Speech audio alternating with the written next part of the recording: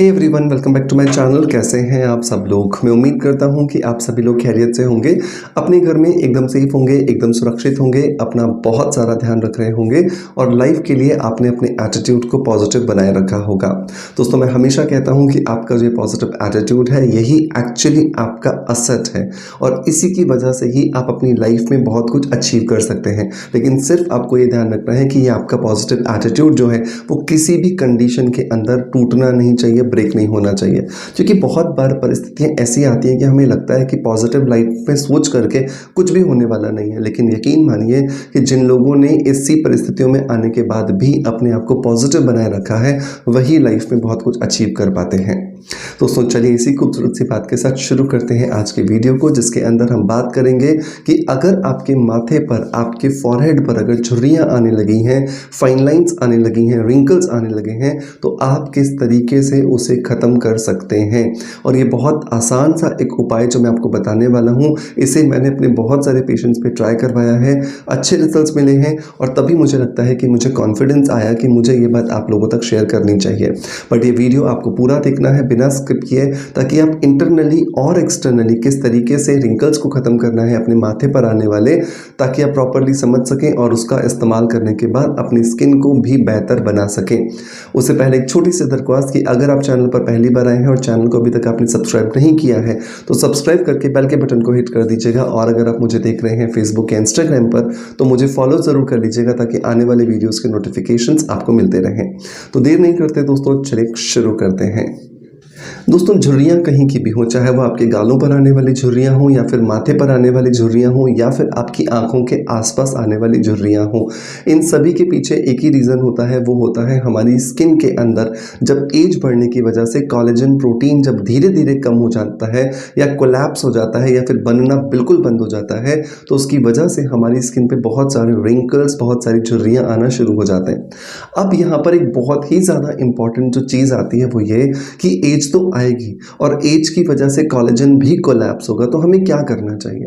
तो सबसे पहली जो चीज़ है वो ये कि हमें अपने रूटीन के अंदर कुछ ऐसी चीज़ों को शामिल करना चाहिए जिससे स्किन के कोलैप्स होने की जो स्पीड है उसे हम कम कर सकें। यहाँ पर सबसे पहली जो चीज़ आती है ना दोस्तों, वो आते हैं फ्रेश फ्रूट्स। जब आप फ्रेश फ्रूट्स अपने रूटीन में शामिल कर लेते हैं तो उनकी वजह से शरीर के अंदर एंटीऑक्सीडेंट प्रॉपर्टीज़ मिलती हैं। मतलब शरीर में बनने वाले जो फ्री रेडिकल्स होते हैं उन्हें हम बहुत आसानी से कंट्रोल कर पाते हैं। और स्पेशली रंग बिरंगे फ्रूट्स, जो बहुत ज़्यादा कलरफुल जो फ्रूट्स होते हैं, जब आप उन्हें शामिल करते हो तो कोलेजन बहुत अच्छी सी मात्रा में बनता है और आपकी स्किन रिजुवेनेटेड फील करती है। अगर आप फ्रेश फ्रूट्स नहीं ले पाते हो क्योंकि आप वर्किंग हो या आपके पास शेड्यूल में टाइम नहीं मिल पाता है या आप मार्केट से कहीं ऐसे एरिया में रहते हो जहाँ पर आप सब्जी मंडी या फ्रूट मंडी जाके नहीं ला पाते हो, तो एक सप्लीमेंट भी आपको मदद करके देता है जिसका नाम है सी बकथॉर्न बेरी पाउडर। इस पाउडर के बारे में मैं पहले भी आपको बहुत सारे वीडियोस के अंदर बता चुका हूँ कि ये पाउडर विशेषकर उन जगहों पर पाया जाता है जहाँ पर बर्फीली होती है, मतलब बर्फ़ बहुत होती है। सियाचिन का हिस्सा है या फिर हिमालय का हिस्सा है या नेपाल वाला जो हिस्सा है, वहाँ पर ये बहुत तायत में उगाया जाता है। और ये सिबकथॉर्न बेरी पाउडर को ड्राई करके, मतलब बेरीज को ड्राई करके इस पाउडर के फॉर्म में बनाया जाता है, जिसकी वजह से ये हमारी बॉडी में नेचुरली कोलेजन के प्रोडक्शन को बढ़ाती है। और स्किन में जब नेचुरली कोलेजन का प्रोडक्शन बढ़ेगा तो रिंकल्स चाहे फॉरहेड के हों, चाहे चीक्स के हों या फिर आईज के आसपास के हों, वो सब कुछ बहुत आसानी से ख़त्म हो जाता है।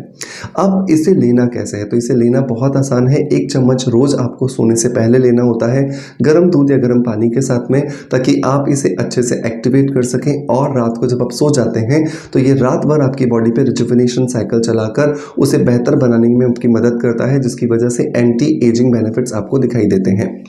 अब यहाँ पर एक सवाल आता है कि सर फॉरहेड पर सिर्फ लाइंस हैं तो उसके लिए क्या करें?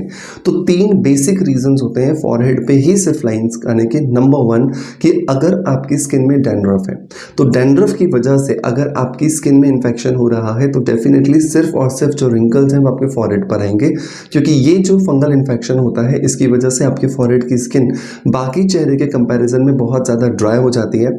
और जब ये ड्राइनेस बढ़ने लगती है तो आपकी स्कैल्प में और आपकी स्किन में ये फंगल इन्फेक्शन ड्राइनेस की वजह से डिहाइड्रेशन क्रिएट करता है और रिंकल्स आना शुरू हो जाते हैं।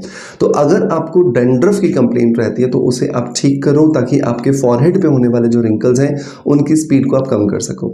नंबर 2, हम में से बहुत सारे लोगों की आदत होती है कि वो ना आईब्रोज को चढ़ा करके बात करते हैं, लाइक इस तरीके से वो बात करेंगे, जिसकी वजह से क्या होता है उनकी छोटे छोटे जो लाइंस होती हैं वो बहुत ज़्यादा डीप रिंकल्स में कन्वर्ट हो जाती हैं।